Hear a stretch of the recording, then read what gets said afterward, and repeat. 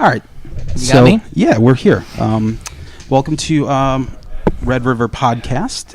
As usual, to my left over here is Parker. I am here. Hello.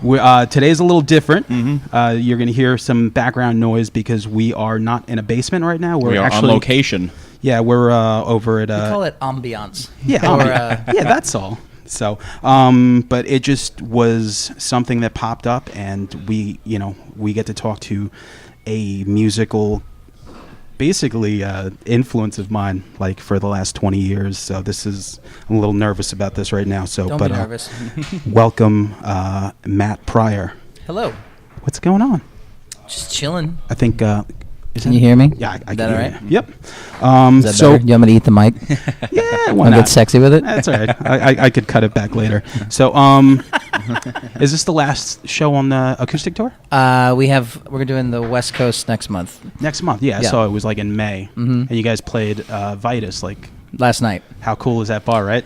They certainly think it's cool. No, it's fine. That's it's my just buddy's bar. No, I know the guy. I think we have a similar buddy, but like it's a very cool bar. I just get this kind of like Brooklyn hipster metal bar thing that's just kind of like really.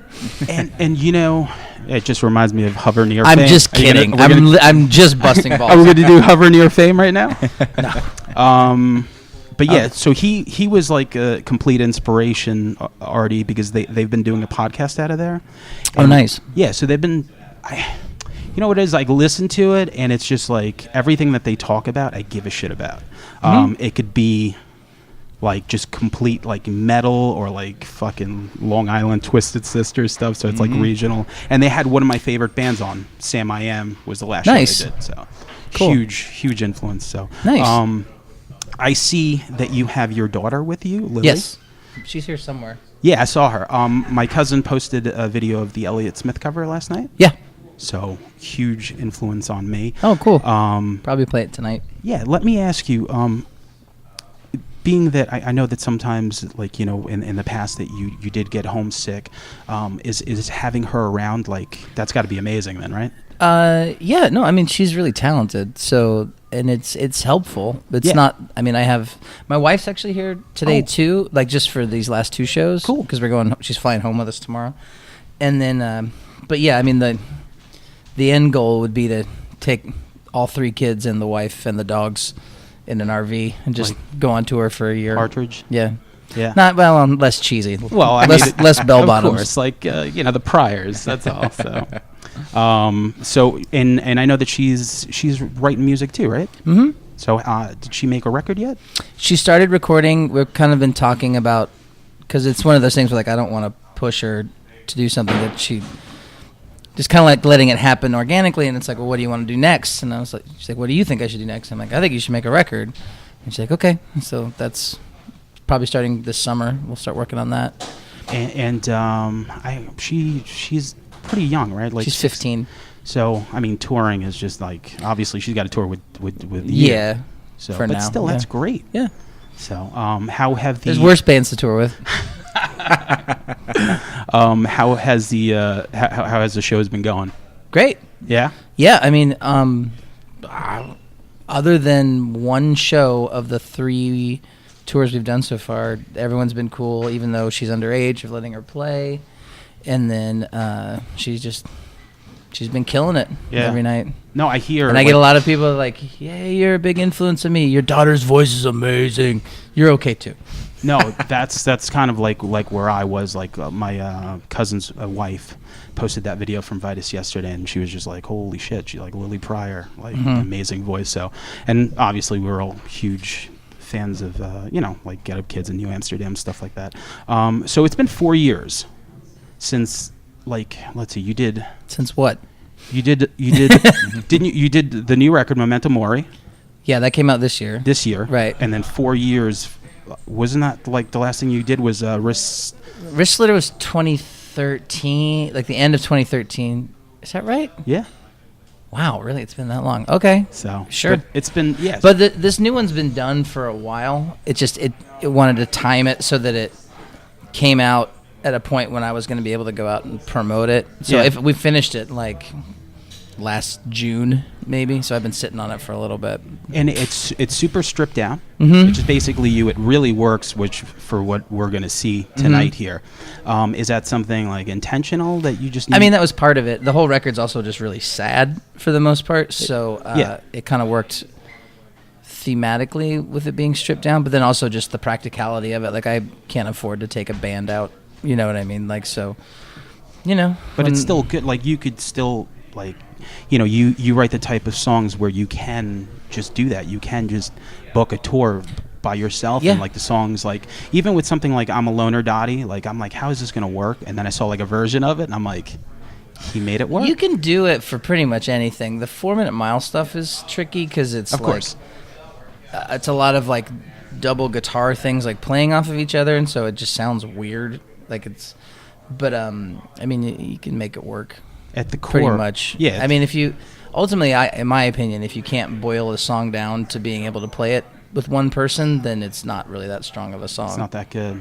Like, it's just in terms of like strictest, purest songwriting. Like, sometimes if you got a good beat or a good groove, then that's better than the vocals or the lyrics or the melody. You know what I mean? Like, I don't think you need to strip down like the Chronic to just the vocals and the, it's like you need that groove. That's what makes it and work. also what helps, like, I think your songs is like you're super melody driven. Mm-hmm.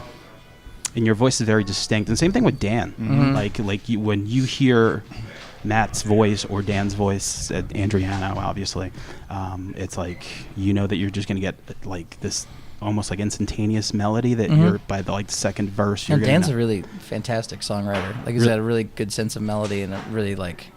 and their harmonies too, right? Like, Well, and then I keep making this joke because we've been doing this long enough now that I keep forgetting that some of his songs that he's playing are actually rock songs. And we saw we played with the trio 2 weekends ago. when we were young. Yeah, and I was just like, oh right, there's like breakdowns and stuff, and then like there's this one song, and I was like, I've been singing a harmony in my head to what he sings, and then Skiba sings a different harmony when they play it for real, and I was like, no, I don't like Skiba's harmony as much as mine. You're gonna worry. But nobody asked me. So. Yeah. But still, whatever, And you guys, I mean, have known each other forever. You guys were both on, like, the Vagrant, like, the height of Vagrant. Sure. Okay. We could talk about that if you want. It doesn't really. It's not. Sure. I mean, important to me. because I know Confidence Man, wasn't that the last record that you did on Vagrant? It's the only solo record I did on Vagrant, and I guess that would be. I did a project called The Terrible Twos. Okay.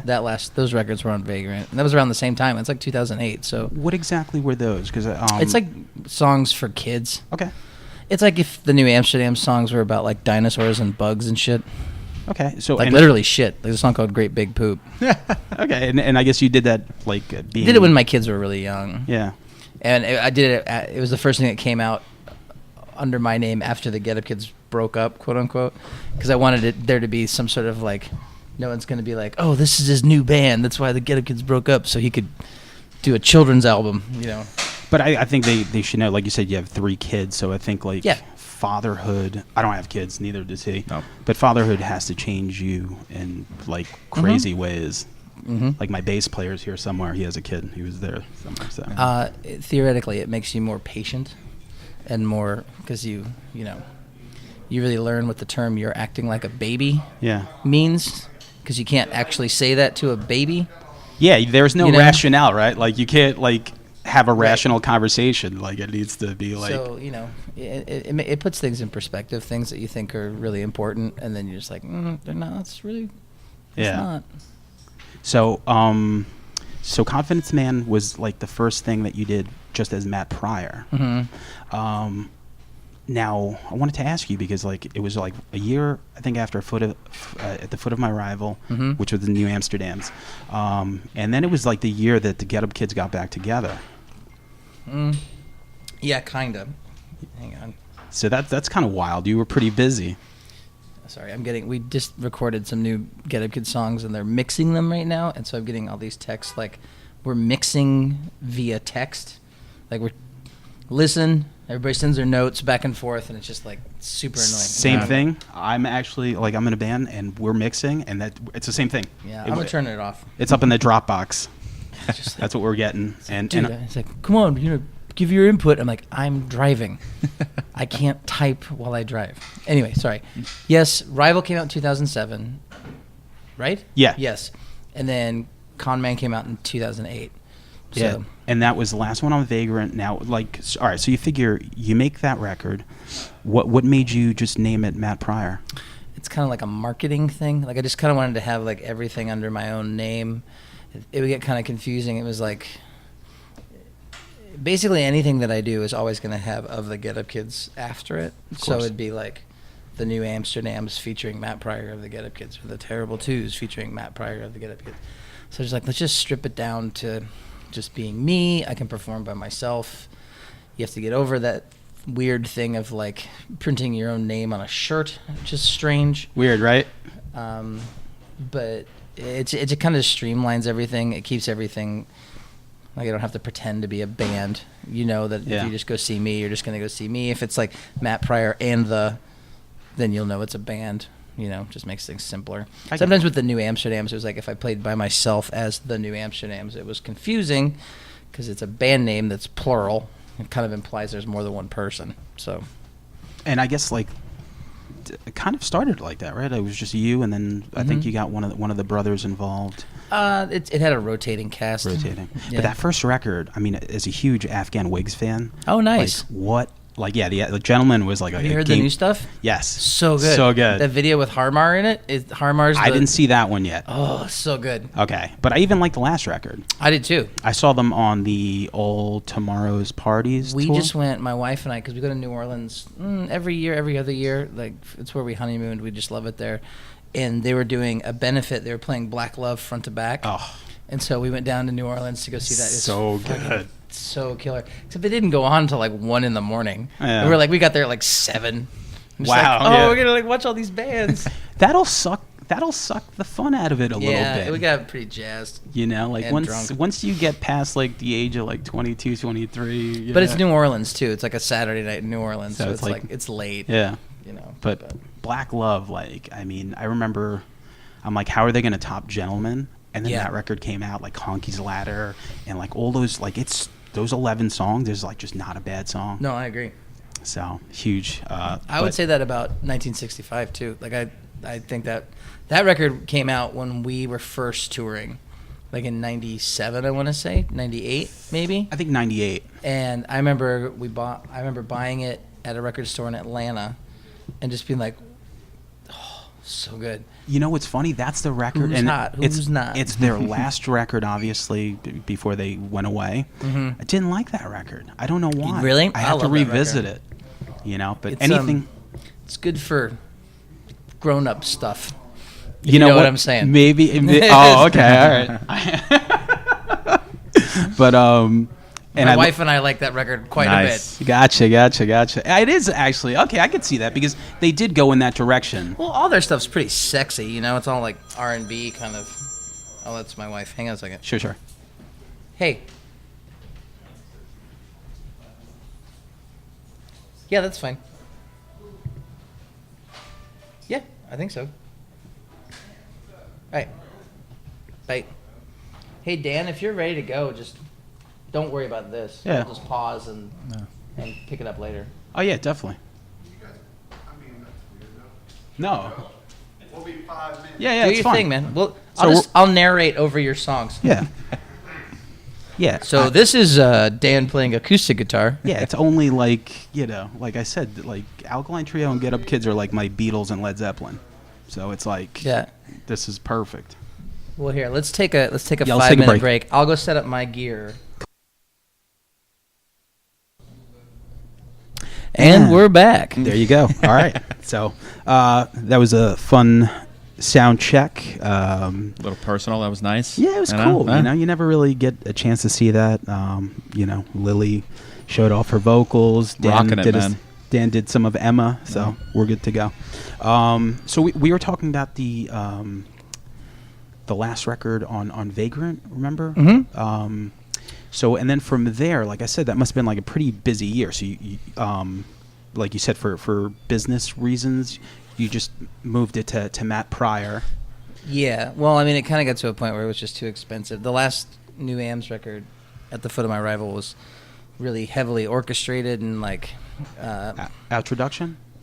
That too. That was more. Outroduction was more like bits and pieces. The one was it Killed and there was Killed or Cured that was there's a record called At the Foot of My Rival that came out in 2007. Yes. And that's one that was like really heavy. It had horns and strings and lots of players on it and backup vocals and everything, and it wasn't possible to recreate live. I mean, I still play some of those songs, but like they're very, very stripped down. And so that was kind of the catalyst for deciding to make Confidence Man just being like an acoustic record, like a folk pop record. And just because it's like, I mean, it doesn't do me any good to make records that I can't recreate. Yeah, so. I mean, it definitely was like a little stripped down New Amsterdams type record. And then from there, I'm going to go to Wrist Slitters, which was like super, like to me, that was like the perfect combination of Get Up Kids meets New Amsterdams. Cool. Right? Like I don't know. Yeah.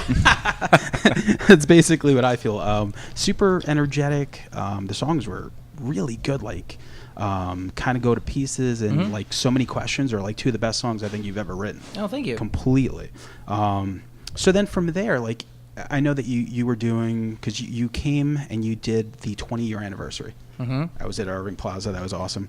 And then you played the Paramount. So you were doing like a lot of one-offs here anyway. So because you figure 4 years for this record to come out, like what does a musician do for 4 years? Oh, that's a good question. I mean, I toured and then I didn't, and I hung out with my kids and gardened a lot, and I've been writing songs for this website Downright that does like custom songs for people. Okay. And so I've been doing that a lot.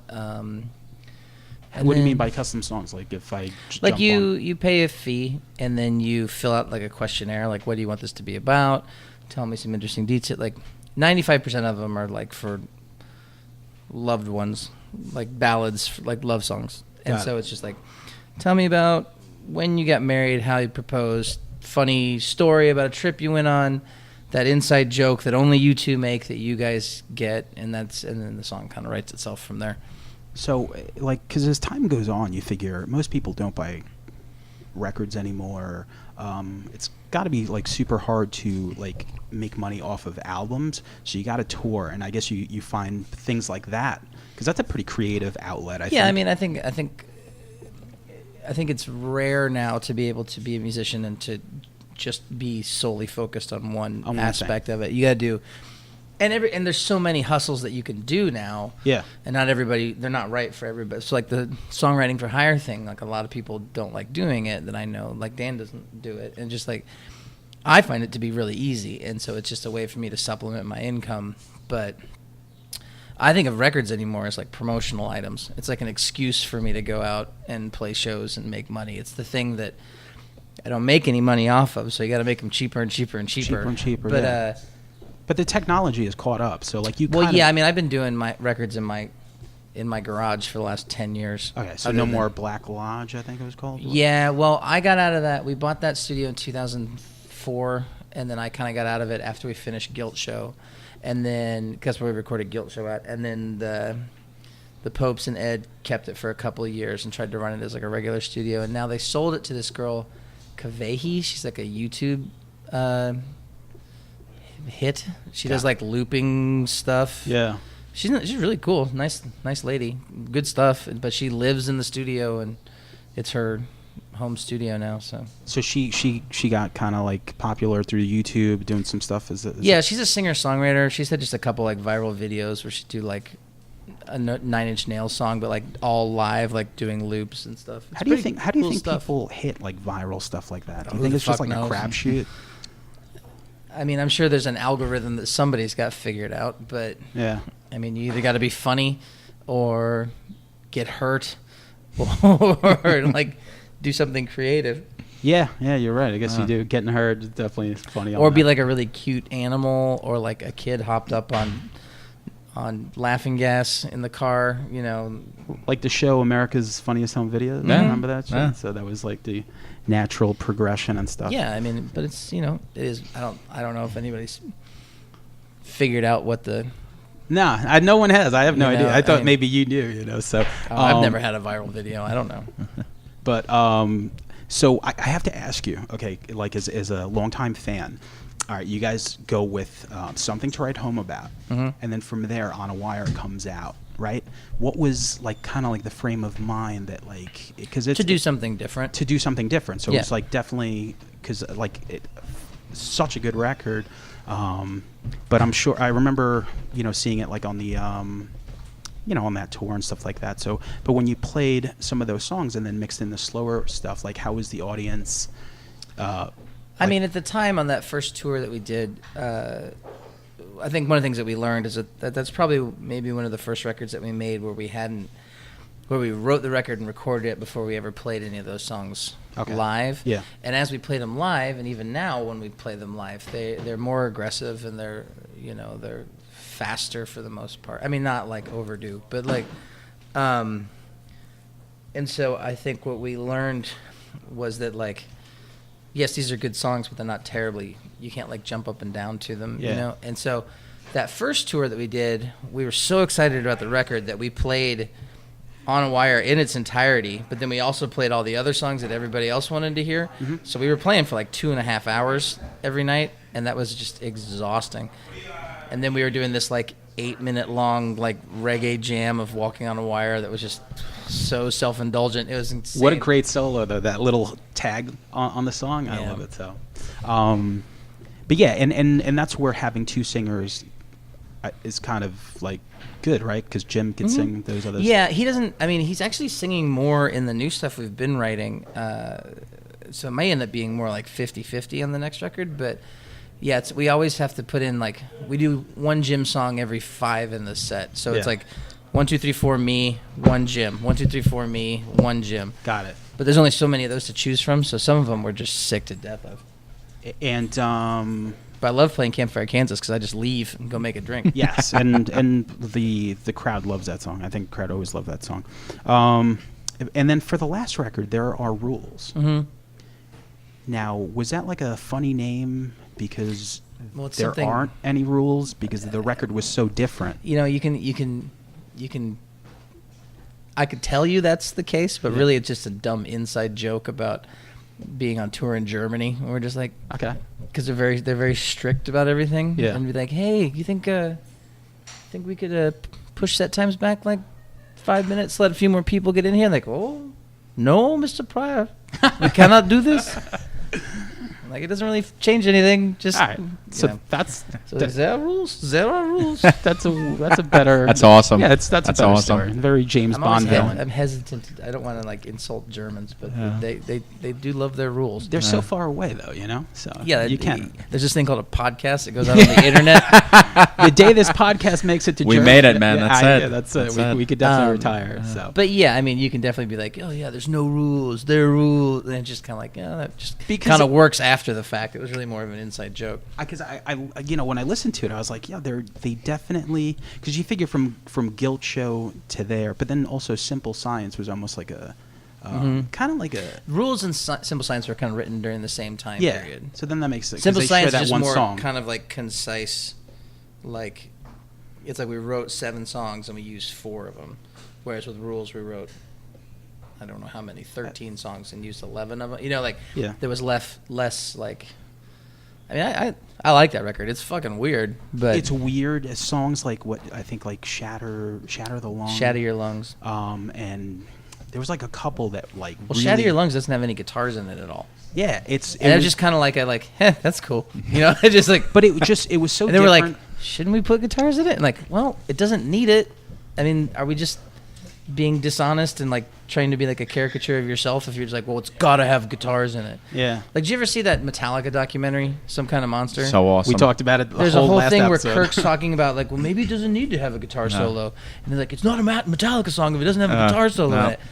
I've referenced that when we were doing Shattering Lungs, and like, is it a Get Up Kid song if it doesn't have guitars in it? And it was like, well, yeah, because we wrote it. Yep. So fuck it. Mhm. You know, I mean, it's not a song everybody likes, and it's not like, but I think it's a good song. I think it's a great song. A lot of it even had like maybe kind of like a Devo feel to it, but I could be completely. There's a lot of stuff on that record that's very like angular and Absolutely. and German.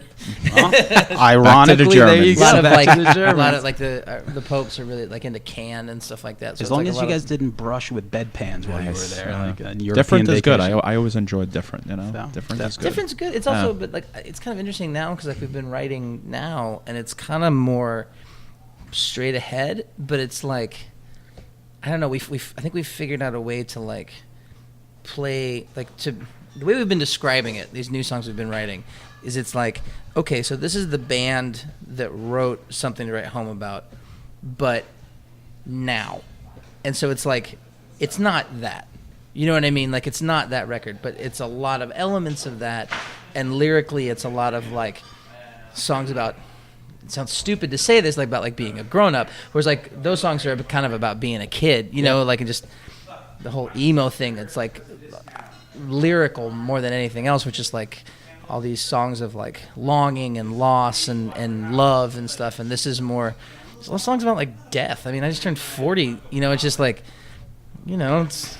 I'm one behind I'm you. probably close. I'm in November, so I'm Yeah. getting So up we're there. the same age. Yeah. So it's kind of interesting to be like, it's the same sort of like earnestness and like the lyrics and stuff. And then just also we're just kind of like, so we had this revelation. We just did this new song called Maybe, and it came from Jim found an old cassette demo that I had done on a 4-track.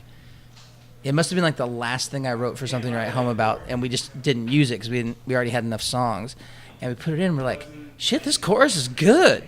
And then we relearned it and we rewrote the song, and like it's totally different. I mean, the chorus is still the same, but it's real like riffy. I was like, oh yeah, we used to write riffs all the time. Like Action and Action's like or 10 minutes of fucking like it's a riff, and it's just like, all right, maybe we should try writing riffs again. It's been 20 years. Why not? The sound guy was actually in a band called Action. He was. Really? Yeah. Coincidentally. Yep. But yeah, Or can't wait. is it? Can't wait to hear it. When does? I'm pretty stoked on it. We're just kind of piecemealing it together right now. Rob plays in Spoon. Get the fuck out of He's here. been in that band for about 10 years now, and they just put a new record That out. fucking record's awesome. Yeah, I haven't heard it yet. It's so good. It's very. It's a little different from the ones, but I'll tell you, Britt Daniels has one of my favorite rock voices. Like He's it's got a good voice, yeah. great voice. It kind of sounds like a modern Elvis Costello a little bit. It's Okay. kind of like snotty sounding. Yes. But like, I mean that in a good way. in Like, a complete good way. But yeah, so we're kind of at the mercy of Spoon's schedule right now. And then like I had a record coming out, and then James is working on a Reggie record, and Reggie's out with Say Anything in Bayside. Lindenhurst. Yep. Yeah. Do you ever visit him on Long Island? Who, James? Yeah. Yeah. Cool. I invited him to come out tonight, but he's on tour. Yeah. So With Reggie? Reggie's out with Say Anything in Bayside. Oh, that's right. And he's working on a new Reggie record. He's recording a new record with Ray Toro from My Chemical Romance is producing it. Okay, and you guys did a couple of songs together, right? Like for We did like an EP just because it was like Get Up Kids weren't doing anything, and we're like, James had these like song. He's really good at coming up with like the music, and I'm better at coming up with the words and the melodies and stuff. Yeah. So Yeah. it works well. Like he'll just send me like a demo, and I'll just be like, oh, all right, I can write a song with this. Those songs were really good. Like his, yeah, same thing with me. Like when I write a song, it's like usually like I like mumble a melody, Yeah. and then I'll fill in the words. Almost when I'm at the studio, Mhm. it's like okay, like I'll have like an idea. I usually, for the most part, I'll do that beforehand. I did this last Get Up Kid stuff. Some of the lyrics I just wrote. I mean, I've gotten to the point with the downright thing where I'm so like dialed in writing lyrics that like it's pretty quick. You have to be because there was a time like you figure you were doing 3 things. You know, you did. You did the Get Up Kids, New Amsterdams, and then the Matt Pryor solo stuff. Mhm. So, like, I geez. write a lot of songs. Yeah, like, They're but not all winners, but still, like, but the ones that are pretty good. As far they are, as far as like lyrics go, like you have to constantly write lyrics. Well, the trick is just to find something you want to talk about, and that with the songs for hire, they're giving me the content, so it's really easy to like just come up with metaphors with that. With my own stuff, it's just like, well, I don't want to write like 10,000 love songs, you know. But find things to be angry about or things to Well, be you scared live about. like you live life. You figure you're a touring musician. Mm-hmm. You have kids. You're married. Like there's a lot of things that go on. For some people, they A lot don't of really. topics, yeah. Yeah, they don't really leave the town. Like Well, every and time you I. have to kind of come around to that because I used to make the joke like, no one wants to hear "I love my wife, I love my kids, everything's great" in Yeah. a rock song, but life's never like that's all true, but it's like it's still a struggle every day. Like it's life. Life is hard, Yeah. I guess. Wow. I don't know. Yeah. This part's fairly easy. Yeah, this part's easy. So, all right. So the Get Up Kid record, and then was the last new Amsterdams record called Outroduction? Because That was kind of like a closing. A closing, It was right? like sort of like odds and ends, like kind of like what Eudora was for Get Up Kids, which is like we did like some 7 inches and like some various comp tracks, and I put them and stuff that like never saw the light of day. But I was like, this is also really good, so let's just do kind of a bookend. So if you look at the artwork for it says "the best band you never heard" on it, which I always kind of thought was funny. I didn't actually ask him to do that, but Yeah. he put it on there. It was pretty funny. And the songs that you picked are like my playlist. I think it's a pretty solid record. I think it's a little scatterbrained. It kind of goes like all over the place, But I like that because it's like, oh, here's like an alternate version. Here's a B-side. Here's a cover. Right. You have Bowie, The Cure, New Order. Like, who's the Motley fan? me. That's one take. The Really? vocals one take. Oh, that song's so good. I know I can sing. I mean, it's me and Josh from the Anniversary. He's playing the synthesizer on it, and it's just. They started doing shows again, right? Mm-hmm. And then me and Josh, and then Jim from Get Up Kids started a pop punk band like last month that's called Radar State. We just started writing songs. It's fun. It's like super fast, like kind of screeching weaselly sort of like pop punk, just for fun. Just for fun, yeah. And they had like an interesting thing too, because they had their the Nervous Breakdown record, and then the next one was Your Majesty, which was completely different. I almost felt like it's like Well, I've told them too that I think part of the reason that we have this sort of like, I'm just gonna make the music that I want to make. I don't really, consequences be damned. Just because of our relationship with them, because they've always just been like, when we kind of brought them into the fold, and they kind of became these like indie emo kids or whatever, and then they're like, what the fuck is emo? They're just like we're a rock band, like they wanted to be like, the Pulsars, like they wanted to be like Weezer, like not Weezer like the way you think of it now, but like no back like or like the Rentals, the first Rentals, right? Like even the last Rentals was great. Yeah, and it's just like, so they were like, well, we're listening to a lot of like Neil Young and stuff now, so we're just gonna follow what we do, and we were just kind of like, yeah, fuck this emo halftime breakdown bullshit. Octave chords are stupid. Let's just let's bring in some acoustic guitars and try something different. And I'm grateful for that, because even though you have to take your lumps, it establishes that it's very much like I'm gonna do. People know from the Get Up Kids that we're gonna do what we want to do. Yeah, I mean, because all your records, you could argue that they're all very different. They are very different. Yeah. Like Guilt Show, like 4 Minute Mile. I mean, just everything. Was Washington Square Park actually about Washington Square Park, though? It's about a guy buying drugs in Washington Square Park. I bought drugs in Washington Square Park once. As some kid that they went to high school. I don't know, half those songs I don't really even know what they're about. Yeah. Well, I would. Anything that Jim sings, I don't have any idea what he's talking about. Yeah. Actually, that's not true. I remember some of them. There was this one girl in particular, but well, that was many moons ago. Many moons ago. And I'm 19 years clean, I think. Right. Nice. Something like that. 1998 was the last time I did anything. Nice. So. Oh, nice! Congratulations. That's why I could say that stupid Washington Square thing. So that record's 20 years old this year. Yeah, crazy. Came out in '97. Right? Well, I remember because, like I said, you guys did the 20-year tour. We were talking about trying to do some 20-year 4 Minute Mile shows, but I don't think it's going to work with the Spoon schedule thing, because it was one of those, like, every once in a while, like when James was playing in My Chem, like we had to do some shows without him, and then sometimes with Spoon stuff, like if we have something booked, but then Spoon gets like they're fucking, super like, busy, open for Wilco in like China or something, or something weird. And They so- would actually do that. Yeah, actually, no, those well, it's motherfuckers. happened or something like it. Like, Are you a Wilco fan? yeah, Yeah, they're like one of my favorite bands. I don't begrudge any of it. It's a scheduling nightmare, but it's just like, it's rock and roll, dude. That band's huge, of course. Like, do what you got to do. But anyway, we didn't want to do any of the like. If we were gonna do like a 4-minute mile show, we didn't want to make sure it was like all the original. Like it wasn't like 3 Get Up Kids and 2 fillers, like Yeah. playing a reunion show. And it's just like, well, no, let's just not. Yeah, do that. so the schedule didn't like work out. So. Yeah. And can you do you remember how to play any of the all those songs? Yeah. We played the whole record front to back one time in Japan, like 2 or 3 years ago. Okay. And we play, Amy and No Love and Shorty and Coming Clean and stuff. Yeah, of course. all the time. All the time. You have to play Amy every goddamn show, or Yeah. people will be mad. That's a fucking great song, It's a fine song. Yeah, definitely and there's so many parts to it, and by the time you get to the end, it's just so. I tell people though, it's a really fun song to perform. It's an awful song to rehearse because we all know it front to back, and it's just like, hey, we haven't played a show in 6 months. I guess we should run the songs. And we're just like, for fuck's sake, really? Do we have to? I'm like, well, we're getting paid a lot of money to go play this festival. It'd be a shame if, we totally suck. We're just like, God damn it. All right. Go get some beer. Let's just do it. And it ends up being like the Modest Yahoo version of Amy. It's like all like reggae, like. Yeah, because you could do it in your sleep. Yeah. It's like whatever. So. Or we'll play 10 minutes like really quietly. Yeah. Like, ding, ding, ding, ding, ding, ding, ding. All right, so I don't want to keep you too long. So You're fine. I just want to ask you. The wagons are circling around us. They're gonna pounce. Yeah, I get it. No, I'm just kidding.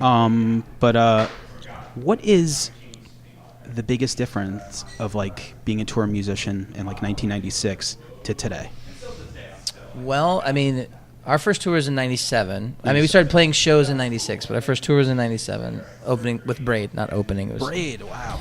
And oh yeah, you did the split. The big difference there is there was no. I mean, there was email around that time, but there wasn't like the internet as you know it now, and that's a huge difference. But basically, I've kind of learned to think of the internet as like one really big zine that spreads all over the world, kind of like the way I don't know if you remember, there was this thing called Book Your Own Fucking Life, this Maximum Rock and Roll thing. Yeah, of course. That we booked a lot of shows out of back in the day, where it's just like a listing. Do you know what that is? No, I never heard of it. It was like this book that this magazine, this punk mag would put out every year that was like, okay, Iowa, Des Moines, Joey from the P.P.s does shows in his mom's garage. Here's his phone number. And so you could just randomly call people. Gotcha. Is this Joey?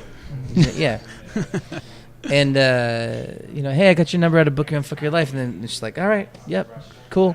So, there was that. And then there's the whole when the bottom fell out of the industry with the Napster thing and all that stuff. But I was just kind of like, I mean, at the time, I was just like, that's fine. I was sort of like, yeah, these companies are kind of really taking advantage of these artists anyway, so let's shake the tree and see what happens and fucking kick these dinosaurs out. Absolutely. We did a tour that was sponsored by Napster, actually, which was kind of a strange thing. What year was that? What year was the Napster thing? 99 maybe, 2000, something like that. And then now it's just a matter of everything's it's instead of it being one big hustle where it's like make record, go on tour. Yeah. It's like a lot of little ones. You know what I mean? Where it's just and that's why it's like, you want to go to do these guys' podcasts? And I'm like, yeah, absolutely, because I support this medium as I'd much rather do this than an interview, a proper so what are your influences? How would you describe your band? I'm I wouldn't. That's your job. I would describe it as. I'm when I tell you, I shit my pants because we just started doing this 2 months ago, and it's just a big deal that people would take time to do this. So I appreciate it. I think it's good, in the way of anything where you're doing a one. This is me personally, but I find that everything has gotten bigger but smaller at the same time. So you're worldwide, but you're also one-on-one with a lot more people. So doing stuff like this feels very natural to me because it's Oh yeah, I'm hand assembling 7 inches in my basement and putting them in the mail and like corresponding with people or doing fanzine interviews, in Kansas City. But And I think that's how we all came up. Like, 'cause Yeah. he was in a band. Yeah. He actually, your singer booked Get Up Kids, didn't they? A long time ago. When Yeah, I think when you toured with Coalesce. who was your singer? His name was Chris. We were in a band called Sky Came Falling together. Chris Yeah. what? Had the crazy Greek last name Tampanakis. Huh? Yeah, him and Mike Dubin worked together on it. What? Huh? That Yeah. because Dubin gave us one of our first shows on Long Island at the Dublin U Yep, pub. that's what I'm talking with about. Coalesce. Yep. Yeah, so. That's Crazy. it. Yeah. Yeah, we all, kind of came up with that, like just, I guess with those ethics. So it's like, hey, the Well, it's a business. very DIY thing, and podcasts are great for that because it's just like, this is a nice setup, but like you don't need this much shit to do that. You know what I mean? Like, Listen, well, let me tell you a secret that the audience, our friends that are listening, Yeah. we don't know what the fuck we're doing. No. We're just like, he wanted to do it like 2 years ago, and I said no because I just didn't want to do it. And then I did like a guest spot on one, and I was like, oh, maybe I will. And then like I usually have 2 bands, so I'm down to I one. figure you guys probably grew up. You're New York guys. You probably grew up on Stern and Yeah, yeah. stuff Yep. like that, which is Yep. like just having a conversation, these long form Mhm. like talking things that he's been doing for 30 years. Oh, yeah. That like now Lifelong- anybody can do. lifelong Stern fan. Yep. But now like podcasts, like that's all I listen to a lot of music, but then there's just like random dudes. Like I heard fucking Danny Boy from House of Pain on this guy Dean Del Rey's podcast. Yeah, Dean Del Rey's awesome. Yeah, Let There Be Talk. Yeah, yeah. I was fucking for 90 Dean's minutes. awesome. I'm sitting there listening. He has the best guests. Yeah, well, he's an interesting dude. Yeah. I mean, and I did my podcast for like a year, and it was just kind of like I ended up getting too busy. What was like, it called? It was called Nothing to Write Home About. I did like That's funny. That's good. right, but it just and I would do it again because I like doing this, but it's just like I hated booking it. Like if I could just sit down and talk to people, that Yeah. would be great. But I hated booking it. I hated editing it. I hated posting everything, and then like there's no money in it, and it's just like and that's not We bad. have no money, so it's good. Right. But it's just like, so I took a break. I'd love to do it again. If we ever get to the point where like Get Up Kids is the only hustle that I'm doing, which Yeah. is the easiest hustle that I have, just the rarest one that happens because everybody else. It's the flagship. I mean, Yeah. it just is. It allows. No, I know. It's like I said before. Like anything that I do is always going to have that band's name at the end of it, and that's fine. I don't mind. But it's just like, if we're not an active touring band, which we haven't been since 2011, then I need to like hustle.